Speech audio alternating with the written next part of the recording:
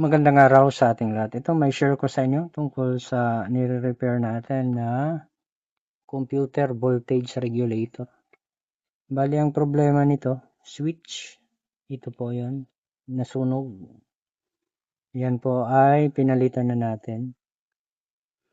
Tapos yung isa pang problem nito, sabi ng may-ari, ito natanggal daw. Ganyan. So, pag maka-encounter kayo ng mga katulad nitong problema, yan po ay madali lang solusyonan. So, ang gagawin ninyo, hugutin lang, tapos adjust natin dito. Ganyan. Okay. Tapos, ipapasok natin ulit. Ganyan.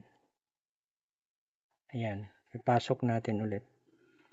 Bali, ginagawa natin yan para itong lock na ito ay kakapit dito. Saan yan? Diyan, kakapit dyan. At mapipwede din, i-adjust din ito. Bali, ito lang. So, ang ibig kong sabihin ng i-adjust, ito, gamit lang kayo ng cutter, adjust lang naman yan. Ganyan. Okay. Pwedeng ganyan. Tapos ito din. Okay. Tapos, ayan na. Ano natin? Ipasok natin ulit. Okay. Push lang natin. Okay. Ayun. Nag-lock na siya. Bali, ayan o. Lock na. So, pag magawa natin yan, okay na yan. Ito siguro din dito. Itong isa, medyo okay naman. Pero, i-adjust na rin natin para hindi tayo mabakjob. Yan. Ipupush natin yan dyan. Tapos, tanggal. Bale, yan o. Tulak natin. Okay. Ayan, naitulak na natin. Tapos, hugutin natin ito dito. Nahugot na. I-adjust din natin. Ganyan. Tapos, itong lock. Ano na rin natin, adjust. Ganyan. Huwag lalakasan. Ayun.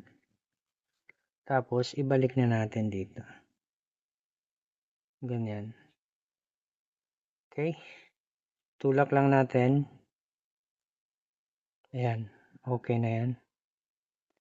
So, ganyan din yung gagawin natin dito sa iba, mga outlet.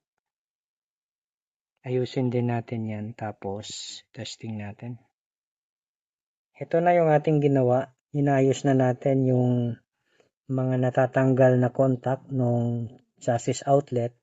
Tapos, yung switch na nasunog, ito, yan po ay pinalitan na natin.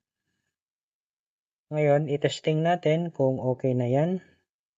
Bali, i-turn on ko itong regulator. Tapos, sukatin natin sa mga outlet kung meron bang voltage na mame-measure. Okay. Turn on ko. Abang ko na dito yung aking test prod ng tester. Ayan. Merong voltage, 236 volts. Sa ikalawang outlet, meron din 236 volts.